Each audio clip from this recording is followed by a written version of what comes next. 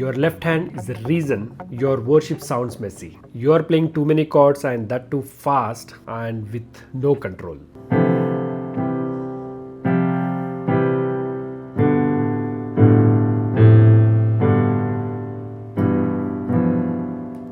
But do this instead. Play one note only and hold it for 4 beats like this. 1, 2, 3, 4. 1, 2, 3, 4. 1, 2, 3, 4. 1, 2, 3, 4. Same chords, but now it sounds clean, emotional, and professional. Follow for more and download the free PDF cheat sheet to fix your playing completely.